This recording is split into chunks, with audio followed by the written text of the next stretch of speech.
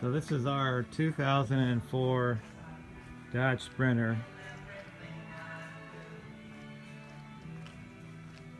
We've owned it for probably, what, 13 years now? We bought it when it was a year old. I did have some cheapy pressboard cabinets in here, and I had kind of I made a cheapy bed here back when we used to put our firewood right here, and we'd stack all of our camping stuff under the van. So I got tired of that and wanted to basically pimp my ride.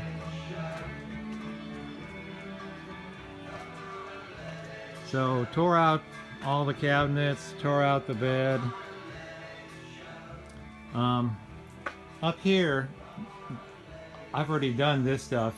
This is like, I forget what the size is, like 1/2 inch styrofoam. I did have a shower lining. I bought like 4 shower linings and then bent them around.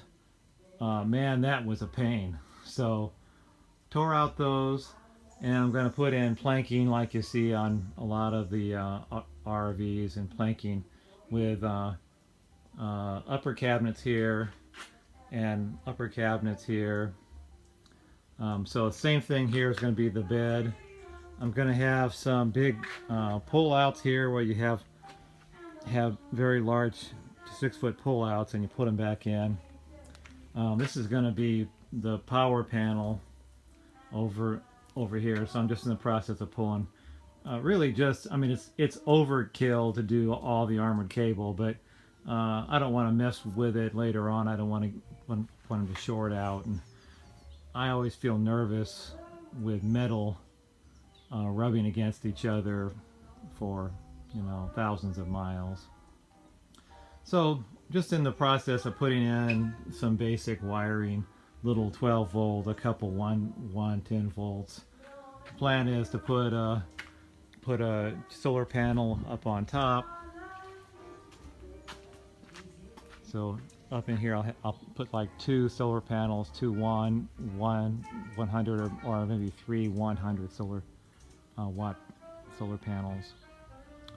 And then in the doors I'm going to take and wood clad those too, so they'll become permanently closed. There is windows in there, but my wife hates them, so so that's where I am basically day 2. Ripped out all the cabinets, took everything to the dump, and now just kind of pulling some rough wiring. So what's left then is to start putting styrofoam in here and then getting that back in. I did have some fiberglass, but I didn't like that. I had heard that it got moldy, or that it could get moldy. It wasn't moldy when I pulled it out, but the solid foam is a little bit more bigger R factor. So I've got a bunch of boards, so it's a painstaking matter of stuffing it all in there, but I'll work on that tomorrow. Same here. And then right here is going to be a little kitchen, like a sink and a little propane stove with just the little bottles, not the big. We don't cook that much inside. We usually cook on a picnic table. Bought some flooring that you kind of just stick down, but it looks nice. It's pretty high end. And we're going to change out these 2 chairs. They're like 10 years old. So I'm going to get the kind that can turn around so you can face them back. Right now they don't do that, and that's a pain. So it should be cute. So I got some three just 12 volt lamps going in up on here, and I did rough in for a fan if I want to put one in. We don't really use that. I don't know why. We've had this van for a long time and camped in it, and never felt the need for a exhaust fan. We do have a little bedside fan, but that I used to run off of this little inverter here that's hooked to a deep cycle 12 volt battery under the chair. That's what that space there was built for. So that's where I am. So we'll check back with you. So this is a close-up of these 3 layers on the roof.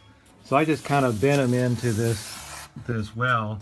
There's like a little lip right here that if you cut them carefully, they fit real well. I put some double stick on this about 10 years ago, but you know, it's not too well stuck. God, my hands are filthy. Anyway, I'm going to take and put planking up against here so it'll just hold them in place. So that's the detail on that. So here's a picture of the panels. Boy, if you put some carpet tape on the back, that stuff is still sticky after 10 years. Very tough to take off. So I'm going to run one of the little 12 volt wires down here, and it goes down into a little hole right here, which feeds down into the whole trunk. Okay, so here's what we got going so far. We've got insulation put in, and you have to foam in the insulation to make it work.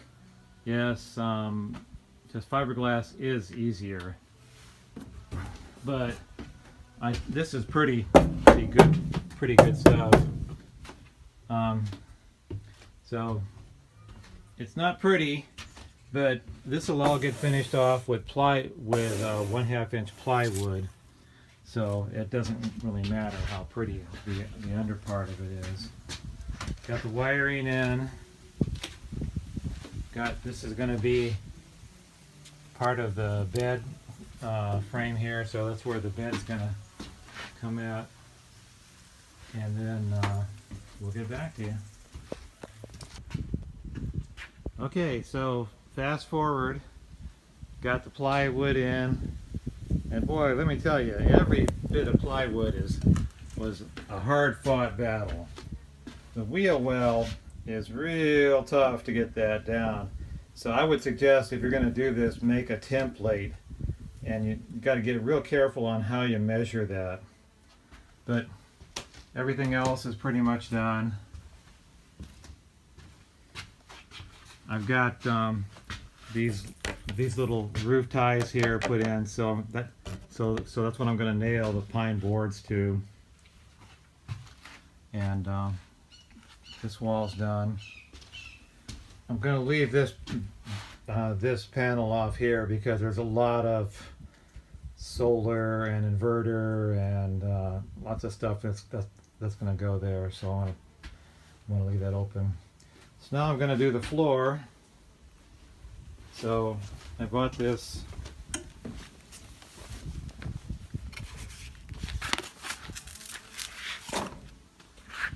home decorations collection. It was Home Depot. It's some kind of vinyl product. It's some kind of vinyl product that just snaps together. So I've never used it before, so we'll see. But I'll show you when that gets done. Okay, so I got the floor done. That's how it looks. And of course the wheel wells were a pain. But that stuff goes down pretty good. I would recommend that to anybody who wants to redo their van. So got the part of the bed frame up, and I bought a couple cabinets. These are just Home Depot oak, $138. So they're 24 because I've got a fridge going right there, which is 24 too, so it'll make one line. So I'll have to go, I'm going to put the just kitchen right here, so the kitchen will have to be somewhat smaller, so it's not too tight in here.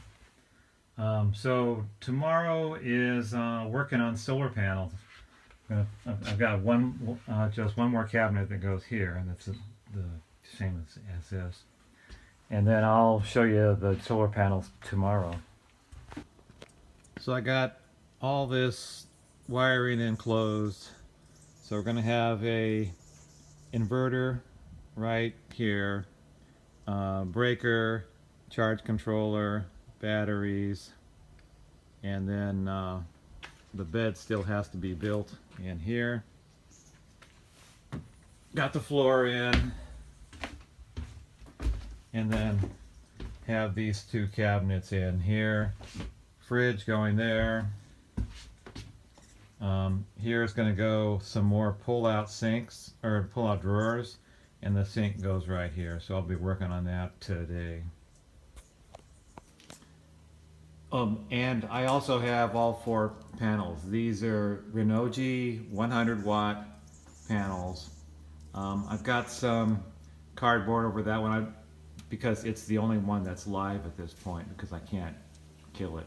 So once I get the breaker in, I can hook up all the panels and be able to control that voltage. So I'll show you how those are hooked up. So right now they're just on a little aluminum bars. Very simple system, just some aluminum brackets, aluminum bar, and aluminum brackets that are all bolted into the panels. So you can lower each one up and down just by taking out the keys and then lowering it down and then putting the keys back in. Very simple. So where are we at? We're slowly getting there. So I'll show you what I've got going so far. So this is the back side of the kitchen. So I had to make some skins basically to put over the raw cabinet, and that was a real thrill. To cut it, this whole cut is a bear because it kind of comes out a little bit and then it goes back in. So that is a bear. Just a little bit of oak trim. So going to be a little sink here, and then just a prep top. So I'm not going to do the whole propane fired gas. We're just going to use our basic Coleman here. That's fine. You know, we've been just camping in this van for 13 years. I'm not gonna do a shower or anything here. Not gonna do a porta potty. I've been in this van for 13 years and I've never felt the need to poop inside of it. I know that sounds weird, but if we're in the van, there's a campsite or a campground or a state park or something, or woods. I'm perfectly fine going in the woods. I don't need a potty in the van. I suppose it was pouring down rain and, you know, I could see, but it's not worth the effort for me to do that. I mean, that is getting crazy. We do want a fridge. I mean, the whole ice chest, that's just craziness. I just want to be able to sleep in it, to have a fridge, to have a sink, and we're going to be able to watch TV. So wired in for a 12-volt TV player. And the one on Amazon has a DVD player too. So I'll leave links for that when I get this thing done, for all the things that I've used. But man, I mean, I've rebuilt a lot of kitchens, and this is as hard or more hard because everything is curved. It's like a Bilbo's house. None of the walls are straight. That little just cubby by the bed, that took me like 4 hours because it's curved, and it's not curved all smoothly. It's curved in a as it gets farther along, it gets more curved. So the van is not square in any way. So uh, now I'm going to start going on to wire in the charge controllers, and I've got an Ames uh, inverter, which I have to wire in, and I've got a breaker box to control the solar, and I've got the batteries, but so that requires a good bit of wiring. Then I'll build the cabinet for the fridge, and then I'll start putting in all the pine up on all this plywood, and then I'll stain the pine, and then you can build the little overhead racks that kind of go in up on high here, and I'm sure those are a thrill too, because it's on a radius and nothing's straight, and you have to basically custom make every single one of them. So I'm going to stop complaining. I mean, this is a nice van. I love it. It runs good. It gets great gas mileage. So I'll check back with you with the next step. Thanks. Okay, so here we are. Got a sink that came in. So that's going to go like right there. Underneath it, I've got some just plain 5-gallon water tanks. Trash can. Put in the new cabinets. Same over here. Still gonna build the fridge cabinet. That's coming. So I have this cubby built. This is a cubby for a Canopy tent. The tent has a frame, and boy, it's a pain if you don't have a cubby for it. So that took about 3 hours. 3 hours of time of my life on that cubby, because it won't make this little bend around there. It's about 5 feet long, and you have to kind of come in at an angle. So I had to keep wienering it back until I come in at enough angle to come into the cubby for it. I can also put like camp chairs above it and stuff like that. So I mean, there is some benefit to it. And over here is the basic solar, so I'll go through that next. So, oh my friends, you'd be surprised at how difficult 4 components would be. So anyway, this is the breaker box. So this is the wire coming down from the roof. That goes through a just 15 amp breaker. It's only 8.3 amps coming down from the roof. That goes up, around, and that goes into the solar of the charge controller. This is a blanking on the name, but so I'll put it in the notes here.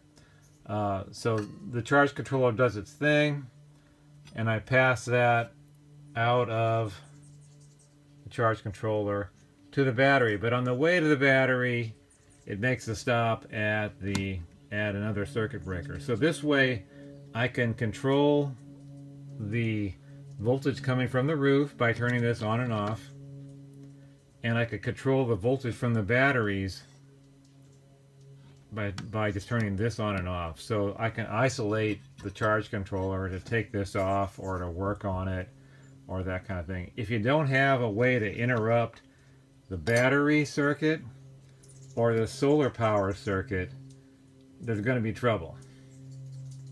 So anyway, charge controller comes out, sends it to the breaker, and then I'm in the process of wiring that to a positive. So I've got, these are Odyssey batteries. They're 12 volts, so you can only hook them in parallel for a 12 volt system. They're 220 amp hours, so they would add to be 440 amp hours basically. PC 1800 Odyssey batteries. I guess they're used in like yachts or that kind of thing. I like them because they're very tall and skinny. So they fit into a small space, like right in back of the wheel well. I built a little box here to kind of hold them in, and I'm probably going to put a little strap here and then tie it right into the wall too, to kind of tie them in even tighter. So up here is my Ames inverter, 12 volt. Now this has shore power going up to the back, and then I'll wire in the power going out to the breaker panel. The breaker panel is going to sit right here. So that's still I've got that, but it's on my to-do list. Oh, and I picked a 100 watt because this is a 60 amp charge controller. They recommend that you have at least 75 amp breaker. So this is a 100 amp breaker, but the 75 amp breaker only holds, this is an 8 gauge wire, and this is a 2 gauge wire. So I want to use as thick a wire as I can. So this is so I went up with a little bit bigger breaker because that will give me the ability to use 2 gauge wire instead of 8 gauge wire. They do make a 63 amp on this, but it's only, I think, 8 or 6 gauge is the maximum it can do. It's like one of these things where you wire in the back. These have these little lugs on the bottom that you can put a lot of wire inside. So the theory is you always want to go with as thick a wire as you possibly can, so everything runs cooler.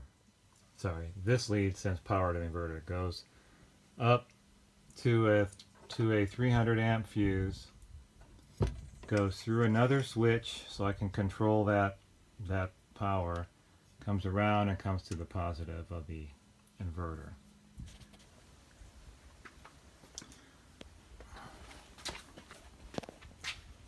Alright, so got the breaker box in. Take a closer look at that.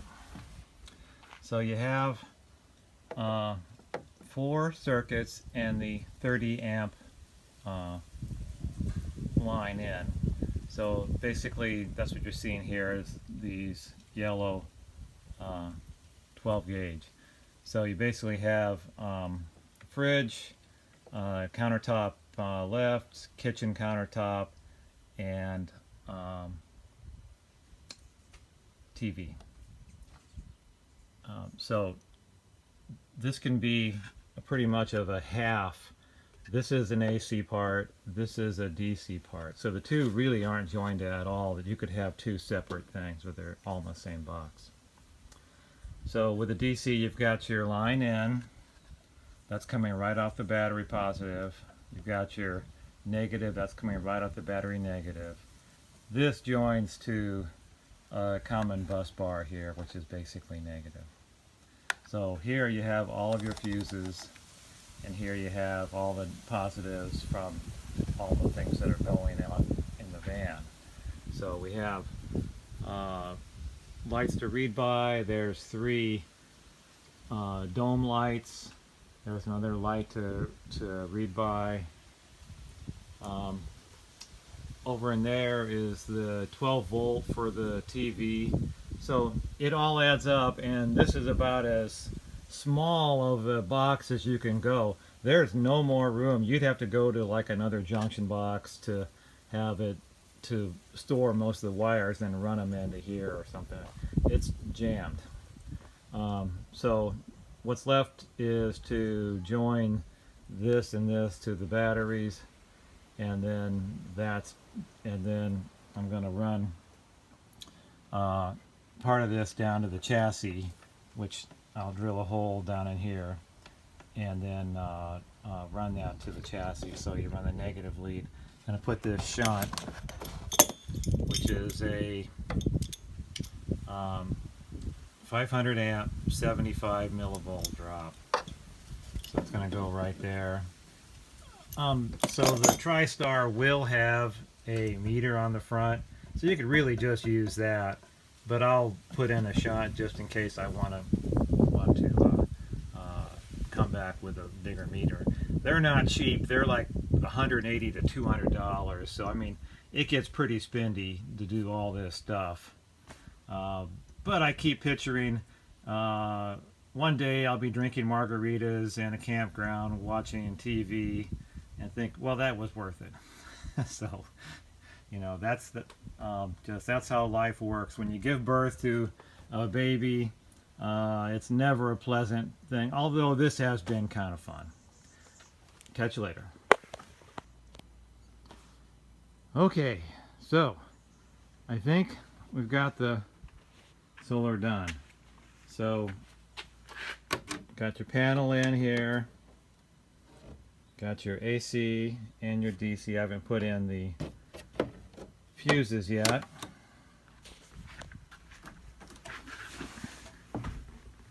And here's the guts of it. So to retrace all this, positives. So the comes in, goes through this breaker, goes to the charge controller, comes out of the charge controller, goes through the breaker, and goes up over and to the positive lead. I have some tape on there so I don't accidentally touch stuff. So from the positive lead, you do send one out to a 300 amp fuse to a on-off switch for the inverter. Done.